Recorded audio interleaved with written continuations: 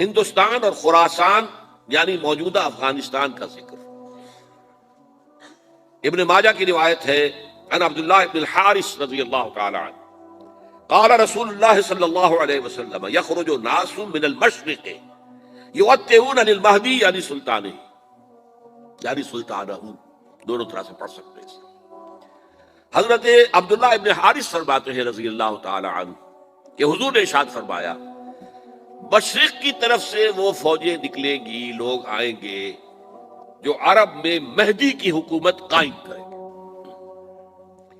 یہ مہدی کون ہوں گے اس کا ذکر میں ذرا بعد میں کروں گا، لیکن نوٹ کر لیجئے کہ مہدی سے پہلے لازماً کسی مشرقی علاقے کے اندر وہ نظام قائم ہو چکے گا، تب وہاں سے فوجیں آئیں گی نا۔ یہ مشرق کون سا ہے؟ عرب کے مشرق میں آپ چلیے، ایران بھی آ جائے گا، افغانستان بھی ہے، پاکستان بھی ہے، اور اگر اسے اور توسیع دے تو ہندوستان بھی ہے۔ یہ ہے عرب کا مشرق، اس سے فوجیں جائیں گی، جس کا کیا مطلب ہے کہ اس میں سے کسی جگہ پر نظام خلافت پہلے قائم ہو جائے گا تاکہ وہاں سے فوجیں جائیں گی جو جزیرہ نما عرب میں حضرت مہدی کی حکومت کو قائم کریں گی۔ اب دوسری حدیث سنیے، یہ سنن ابن ماجہ کی حدیث تھی جو میں نے آپ کو سنائی، آپ نے پڑھی۔ دوسری عن ابی ہریرہ رضی اللہ تعالی عنہ، یہ ترمذی شریف کی روایت ہے، قال قال رسول اللہ صلی اللہ علیہ وسلم یخرج من خراسان رایات سود لا يردها شیء حتی تنصب بایلیا۔ خراسان کے علاقے سے سیاہ جھنڈے لے کر فوجیں آئیں گی، ان کا رخ کوئی موڑ نہیں سکے گا، ان کو پیچھے پھیر نہیں سکیں گے کوئی بھی، یہاں تک کہ وہ یروشلم میں جا کر جھنڈے نصب کر دیں گے۔ ایلیا حضور کے زمانے میں یروشلم کو کہتے تھے۔ یہ یروشلم تھا جب حضرت سلیمان کی حکومت تھی، اور یہاں پر معبد سلیمانی، ہیکل سلیمانی قائم ہوا۔ پھر یہ یروشلم ہی رہا ہے تاریخ میں، یہاں تک کہ سن 70 عیسوی میں جب ٹائٹس رومی جنرل نے اس کو گرایا، ختم کیا، سیکنڈ ٹیمپل گرا دیا، اور یہاں سے یہودیوں کو کہا نکل جاؤ یہاں سے، کوئی یہودی باقی نہیں رہا، بالکل تہو بالا برباد کر دیا۔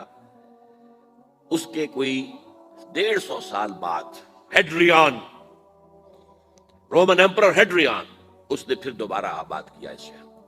150 سال تک یہ بالکل بنجر اور بالکل غیر آباد پڑا تھا۔ اب ہیڈریان نے جب آباد کیا تو اس کا نام ایلیا رکھا، اب یروشلم نام نہیں تھا۔ تو حضور کے زمانے میں پھر اس کا نام ایلیا تھا، اور اب اس سے کیا معلوم ہو رہا ہے کہ یہ یروشلم مسلمانوں کے قبضے سے اس وقت نکلا ہوا ہوگا۔ ایک دفعہ پہلے نکلا تھا، سن 1099 عیسوی میں مسلمانوں کے ہاتھ سے نکلا، کروسیڈرز، عیسائیوں نے آ کر اس کو قبضے میں کیا، لاکھوں مسلمانوں کو مارا، قتل کیا۔ اس کو 1187 عیسوی میں واپس لیا ہے۔ کس نے لیا ہے؟ صلاح الدین ایوبی، کرد۔ عرب کھوکھلے ہو چکے تھے، عربوں نے کھویا، واپس نہیں لے سکے، بہت حکومت کر چکے تھے، 400-500 برس کی حکومت کر کے، اور ان کے عیش اور ان کے آرام، اب ان میں جان نہیں تھی کہ وہ واپس لے سکے۔ واپس لینے والا گرم کرد خون تھا، صلاح الدین ایوبی۔ تو گویا کہ اب آپ سمجھئے کہ 88 برس تک عیسائیوں کا قبضہ رہا یروشلم پر۔ اب 1967 میں یہودیوں نے قبضہ کیا ہے، اور اب 38 برس تو ہو گئے، 88 نہیں تو 38 برس تو ہو گئے، لیکن وہ دور آئے گا کہ اب پھر لیں گے۔ لینے والے عرب بھی نہیں ہوں گے، خراسان کے علاقے سے فوجیں آئیں گی۔ یہ خراسان کیا تھا؟ ایلیا تو میں نے آپ کو بتا دیا، یروشلم کا نام ہے۔ خراسان اس زمانے میں ایک بہت بڑے ملک کو کہتے تھے، کچھ حصہ پاکستان کا بھی اس میں شامل ہے، کچھ حصہ ایران کا بھی ہے۔ ایران کے اس حصے کو اب بھی خراسان کہتے ہیں، وہ ایک صوبہ ہے۔ خراسان ایک صوبہ ہے ایران کا، چھوٹا سا۔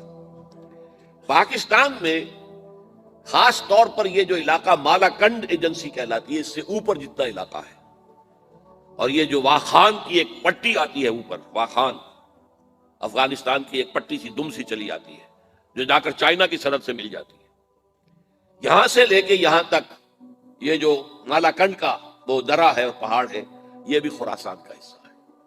باقی تقریباً 2/3 آف افغانستان، ساؤدرن حصہ نہیں ہے خراسان کا حصہ، یہ سیستان کہلاتا تھا، یہ خراسان نہیں ہے، لیکن یہ کہ اوپر کا 2/3 آف افغانستان اور اس کے ساتھ یہ جو عرب جو اب یہ ترک ممالک آزاد ہوئے ہیں سوویت یونین کی ڈسولوشن کے ساتھ،